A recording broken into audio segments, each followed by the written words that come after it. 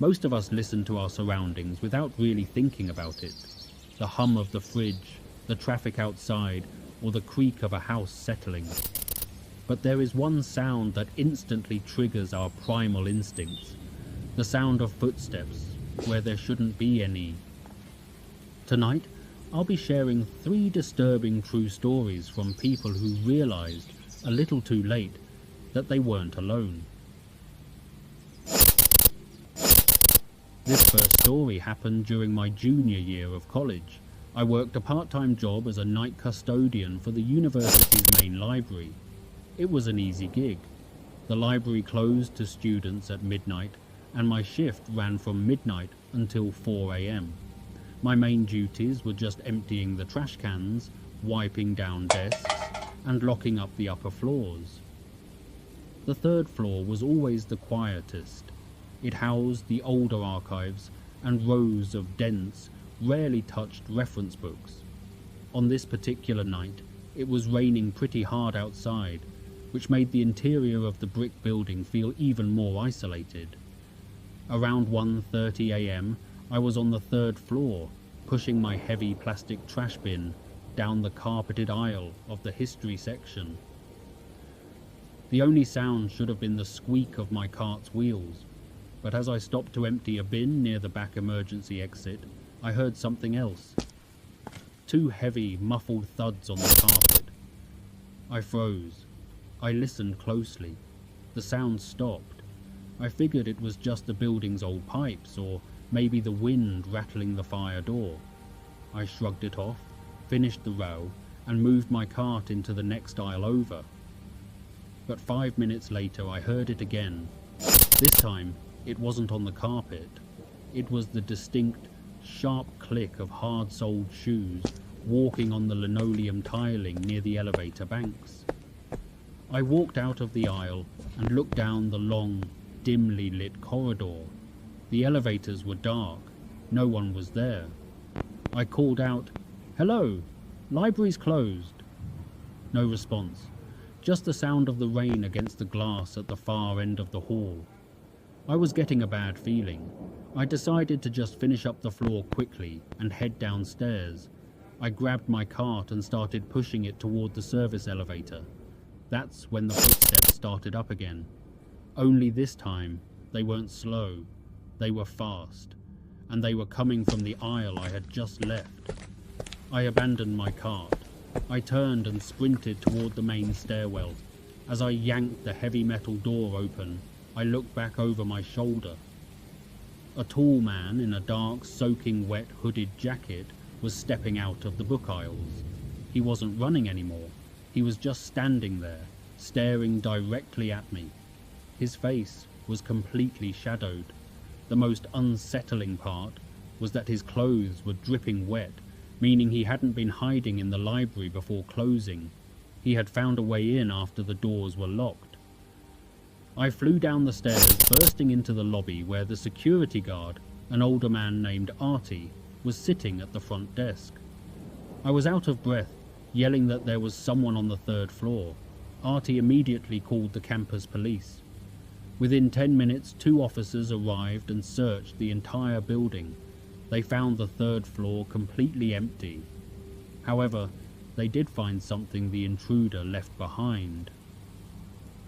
Near the back emergency exit, the alarm door had been taped open with heavy duct tape over the latch. On the floor of the history aisle, right where I had been working, there was a large puddle of water, along with a dirty, rusty crowbar lying on the bottom shelf of a bookcase. The man was never caught. I quit my custodian job the very next morning.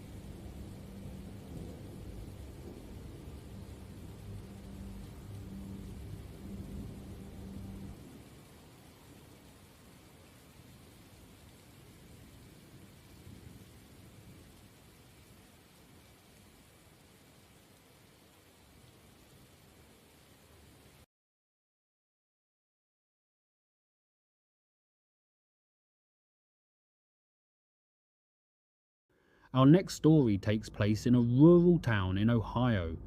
I lived in a small rented house at the end of a long gravel driveway. The nearest neighbour was about a quarter mile down the road. Because I lived so far out, I valued my privacy, but I also knew how dark and isolated it got at night. It was a Tuesday night around 11 p.m. I was sitting on my living room couch watching a movie. My dog, a golden retriever mix named Buster, was sleeping at my feet. Suddenly, Buster's ears perked up. He lifted his head and let out a low, guttural growl toward the front window. I muted the TV. Outside, the night was dead silent, except for the faint sound of the wind. Then, I heard it. The distinct sound of footsteps walking on my gravel driveway. It wasn't a steady pace either. It was erratic. A few quick steps, a long pause, and then a few more steps. I assumed it was a deer or maybe a stray dog. I got up, walked over to the front window, and parted the blinds. My driveway was pitch black, lit only by a weak solar light near the road. I couldn't see anything. I turned around to go back to the couch, but as soon as I took a step, I heard a much louder, heavier crunch. This time, it was right outside my front porch. Buster immediately stood up and started barking aggressively at the front door. My heart dropped. Someone was standing on my porch. I didn't want to make my presence obvious, so I stayed completely still in the dark living room. I waited for a knock, or a voice, or a ring of the doorbell, but nothing came. There was just silence for about 2 full minutes. Then the footsteps started again, but they weren't leaving. They were moving along the side of my house, scraping against the narrow gravel path that led toward the backyard. I realized with horror that whoever this was, they were looking for another way in. I grabbed my phone and dialed 911, keeping my voice to a panicked whisper as I gave the dispatcher my address. The dispatcher told her to lock myself in a bathroom and stay on the line. As I ran into my bathroom and locked the door, I heard the terrifying sound of the gravel stopping, followed by the heavy, rhythmic thudding of boots stepping onto my wooden back deck. Then came the sound of the back door handle being aggressively rattled. Whoever it was, they were throwing their weight against the door, trying to force the deadbolt to give way. Buster was snarling and throwing himself against the kitchen door that separated us from the back deck.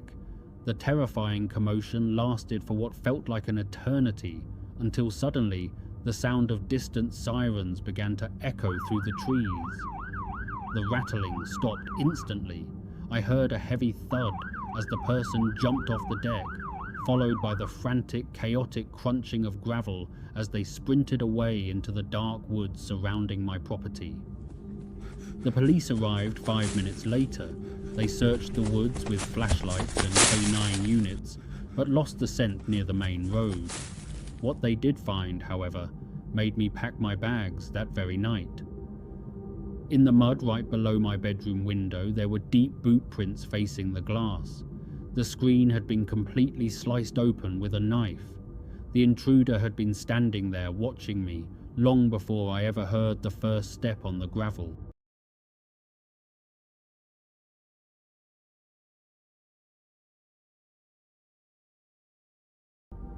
Our final story comes from a viewer named David. A few years ago, David worked as an overnight inventory auditor for a massive multi-level department store in a quiet suburban mall. His job was to count stock during the off hours when the store was completely closed to the public. On this particular night, David was assigned to the mezzanine level, which held the store's overflow home goods and holiday decorations. It was a vast, open space filled with tall, industrial metal shelves, accessible only by a set of concrete stairs at the back of the store. It was roughly 3 a.m. The rest of his small eyewitness crew was working on the basement level, completely out of sight and earshot. David was holding a digital scanning gun, checking barcodes on a row of heavy boxes. Because the store's main music and PA systems were turned off, the silence was incredibly heavy. Every little sound echoed. That's why David noticed it immediately when he heard a dull thud from the concrete stairs. He stopped scanning and looked toward the stairwell. He expected to see his manager coming up to check on his progress, but no one appeared. David went back to work. A minute later, he heard it again. 2 distinct heavy steps on the concrete. "Hey Sarah, is that you?" David called out, thinking it was one of his co-workers. No one answered. David walked over to the edge of the mezzanine railing and looked down onto the main sales floor. The clothing racks and mannequins stood perfectly still under the dim overnight security lights.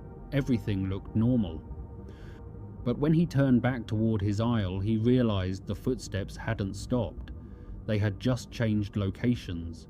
They were now walking directly on the metal grid floor of the mezzanine aisle parallel to his. The sound was sharp and metallic.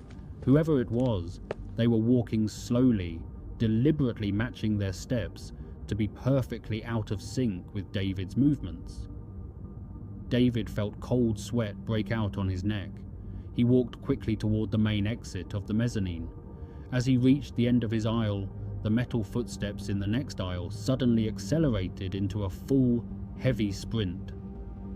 David rounded the corner and came face to face with a man wearing a tattered, dirty security uniform that didn't match the store's current branding. The man's eyes were wide, bloodshot, and completely manic. In his right hand, he was clutching a heavy industrial box cutter with the blade fully extended. David didn't hesitate. He threw his heavy metal scanning gun directly at the man's face. It struck him square in the forehead, causing the man to stumble backward into a display of ceramic vases, which shattered loudly onto the floor. David bolted down the concrete stairs, screaming for help at the top of his lungs. His co-workers heard the chaos and ran up from the basement. When they found David shivering in the main lobby, they immediately called mall security and the police. A thorough search of the department store revealed that the man had slipped through a broken fire exit in the mall's loading dock hours earlier. When the police reviewed the store's security footage, they discovered something that gave David chills for months. The man hadn't just found David on the mezzanine.